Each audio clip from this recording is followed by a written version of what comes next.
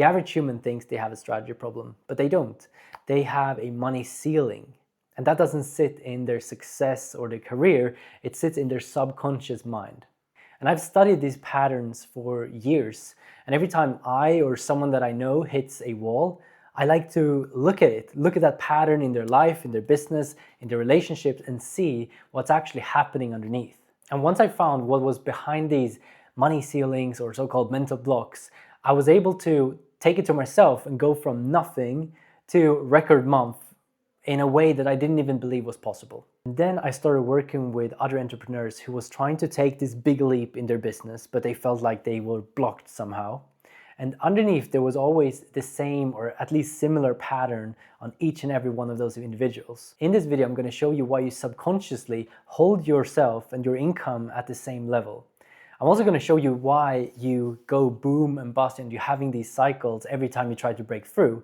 And I'm also going to show you how you can remove it for good. So what is really happening here?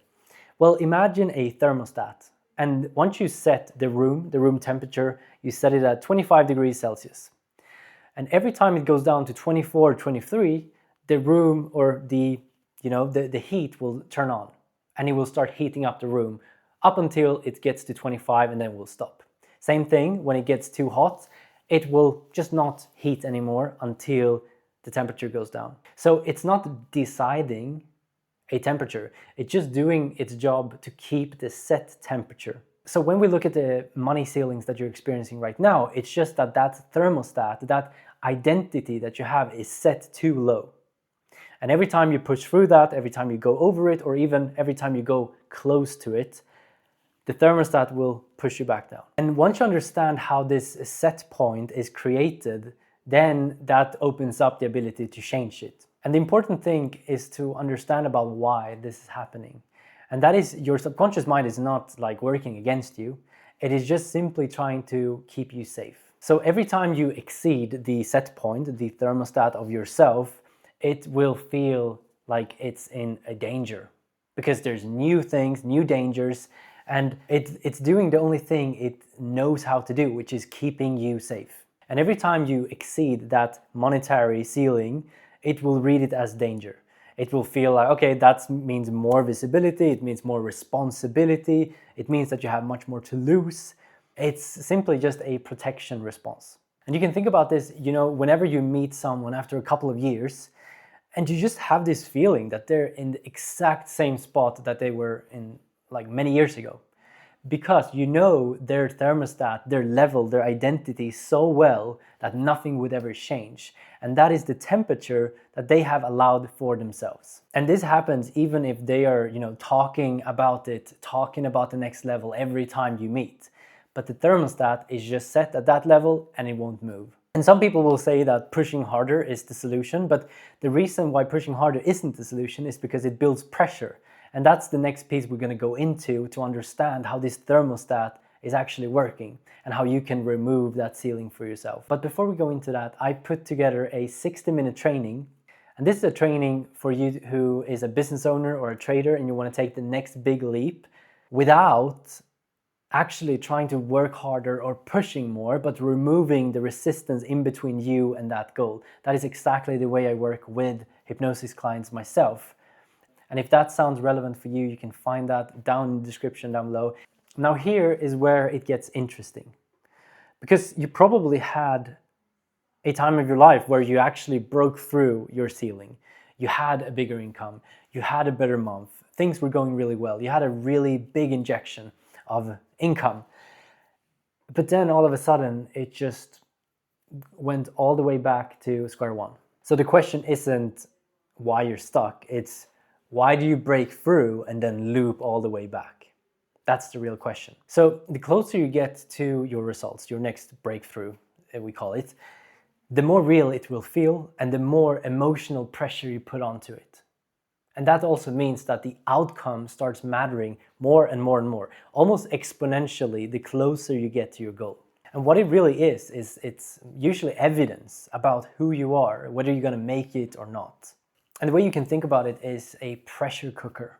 And the closer you get to your goal, the more steam, the more pressure it builds.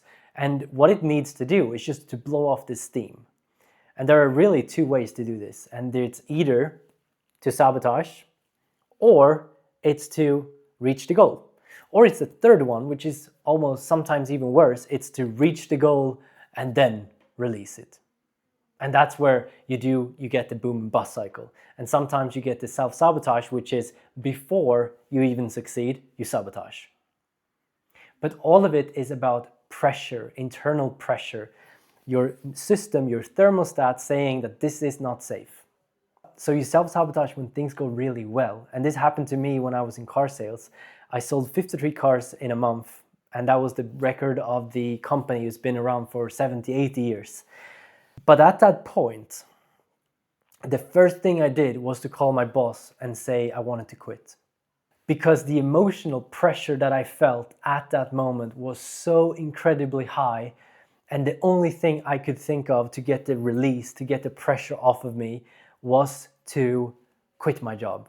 That was how big that emotion, the pressure cooker, had built up until that record. Because in that moment, I also changed my beliefs. I changed the thermostat. I realized that more sales, more money, more cars sold meant more responsibility. It meant more clients that can bring me more pain. So my nervous system, my internal system literally said, more sales, more responsibility, and more responsibility means more pain. And that's what the system always does. It just tries to keep you at a neutral place. It wants to go back to what they call in nature homeostasis. It doesn't want the pressure. It wants to go back where it feels calm and neutral and safe. So here's what it really means for you and your income ceiling is that your subconscious it's not that it doesn't believe that you can reach the goal. It's about what it believes that reaching that goal means for you. What does it mean? Does it mean that you're going to have more responsibility, less freedom, more people being able to judge you? Maybe your family is going to leave you if you get too successful because they don't even like successful people. And that program or that belief is always running completely silently underneath until you understand what to look for. Every person that I've worked with, they have something called a counter intention. And that is a competing belief against what you want. So your goal is to reach this next money level. But the counter intention says that reaching this would mean that I would have so many clients and I would be so stressed out. That is the counter intention. That is what your system believes that this goal will give you in pain, which doesn't feel safe. So again, at some point, your system has learned that more money means more pressure, more responsibility, less freedom, etc. So the moment momentum builds, that's when the resistance appears. And that means you start hesitating, you start pulling back, you start telling yourself that that big meeting was not that important, or that maybe that idea isn't that good. You start procrastinating even at your level. So now there are two intentions running. One which says, I want this, and one that says, this is not safe to get. And positive plus negative equals nothing. It equals zero. The good part is that you can unlearn this. So the counter intention does not live at a conscious level. It doesn't live where strategy or discipline or harder work lives. So you need to have a different strategy to get rid of that counter intention entirely. What does reach it? And here's what most people get completely wrong, because first instinct is always the same. It's to, discipline yourself more, strategize it more, or push even more. And those things aren't useless, but they are working with conscious thoughts. And you probably tried some of that already before, and it worked up to a certain point, and then all of a sudden you're back into the loop. And this is where a lot of people go jumping from strategy to strategy because it feels good, it feels like you're on the way, but all of the time the emotions are pulling you back down. So this counter intention is stored where you can't really consciously reach it. It's in the subconscious. And you can think about this when you are reaching for a cookie. And if you're a healthy person, the internal mind, the counter intention to this intention of eating this cookie will say, if you're a healthy person, that you don't have to eat this cookie. If you're an unhealthy person, when you reach for that cookie, it will say, eat this cookie, maybe eat 10 if you want to. Right? So that's the internal voice, the automatic response to what you're trying to do. Just like the confident person will go into a room It starts to walk towards the room and it says, yeah, you deserve to be in that room. Or the non-confident person will say, oh, you don't deserve to be there, you shouldn't be there, all of these people are much better than you, much more successful than you shouldn't go in. That's the counter intention that comes into their mind. And this is stored, again, at the identity level, at the thermostat level. It's about who you see yourself as, the identity of yourself. Two things have to happen, and both of them are operating underneath where the conscious mind is operating. So the number one thing is that the emotional pressure attached to the goal has to come down. The importance of it has to come down. Right now, that number is carrying things that it's not even supposed to be carrying. It's carrying your self-worth, it's carrying the feeling of security, the feeling of control, and maybe a part of that is just become like feeling that if I reach this, I'm going to be validated by my peers. The people are going to respect me. My family is going to respect me. My partner is finally going to see what I was able to do if I just reach this goal. You see, you're pushing it further and further and further up. We want to take it down so you can touch it and feel it without any heightened emotions. So when you start detaching those needs from the result, then the pressure drops. Because the goal is not meant to feel like a proof of your worth or even feel like survival. Kanye West actually gave a great example, and he said this thing about test day. That's when people are the most stressed. And if you treat everything as a test day, as an end all be all, you're going to be forever stressed. You're forever going to have this emotional pressure.